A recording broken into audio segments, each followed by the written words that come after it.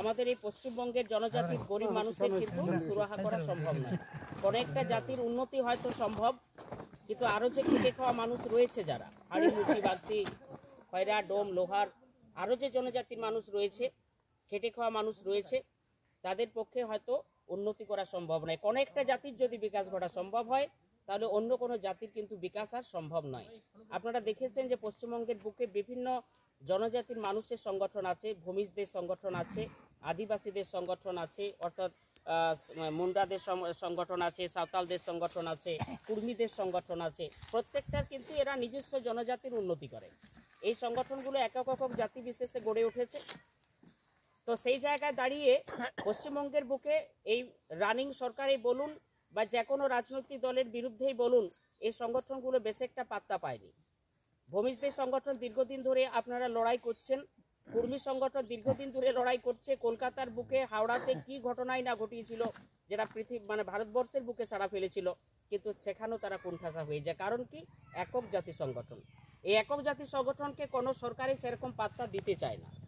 কারণ আমাদের এই পশ্চিমবঙ্গের সাংবিধানিক নিয়ম অনুযায়ী প্রায় 59 থেকে 60টা জাতি রয়েছে, যারা হচ্ছে দলিত সমাজের মানুষ, যাদেরকে এই উচ্চবর্ণের মানুষেরা অর্থাৎ উৎকল বাউন এসব জেনারেল কাস্টের মানুষেরা যাদেরকে ছুঁয়ে না, যাদেরকে স্পর্শ করে না, যাদেরকে বাড়িতে ঢুকতে দেয় না, সেরকম জাতির সংখ্যা হচ্ছে 59 থেকে 60টা।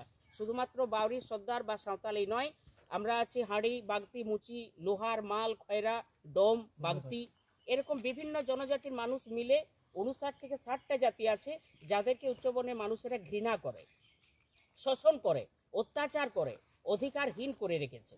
কিসের জন্য? কারণ আমরা আমাদের শক্তিটা বুঝতে পারি না। আমাদের সমাজে লেখাপড়ার হার কম, আমাদের ছেলে মেয়েদের মধ্যে লেখাপড়ার হার কম। আমরা আমাদের জাতির যে ইতিহাস, সেই জাতির ইতিহাস আমরা কিন্তু কেউ জানি না। প্রত্যেকটা জাতির এক একটা ইতিহাস আছে। আমাদের জাতির যে ইতিহাস, সেই ইতিহাস আমাদের ছেলেমেয়েরা জানে না, সেই জাতির ইতিহাস আমরা জানি না।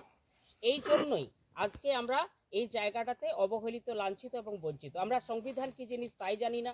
সংবিধানে আমাদের দিনমজুর খেটে খাওয়া মানুষদের জন্য কি কি সুবিধা রয়েছে। আমাদের ছবি যারা দেখতে পাচ্ছেন এধারে, এই বাবা সাহেব আম্বেদকর, যিনি আমাদের সমাজের ভগবান। আমরা তো শিব দুর্গা এদেরকেই ভগবান বলে জানি, রাম কৃষ্ণ এদেরকে আমরা ভগবান বলে পূজা করি, কিন্তু এটা ভুল ধারণা। এটা হচ্ছে জেনারেল কাস্টের মানুষ, বাউন উৎকলের চাপাই দেওয়া আমাদের উপরের দেবতা। এই দেবতাগুলো হচ্ছে বাউনের তৈরি দেবতা, পুরোহিতদের তৈরি দেবতা।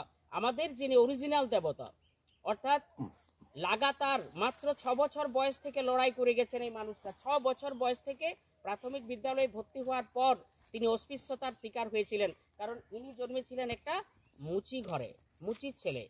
ডক্টর ভীমরাও রামজি আম্বেদকর, যাকে আমরা বাবা সাহেব আম্বেদকর নামে জানি, যিনি জন্মগ্রহণ করেছিলেন একটা মুচির পরিবারে। ঠিক আছে, সেই মুচি পরিবারে জন্মগ্রহণ করে তৎকালীন মধ্যপ্রদেশের ইন্দোরের মই নামক একটা শহরে জন্মগ্রহণ করেছিলেন।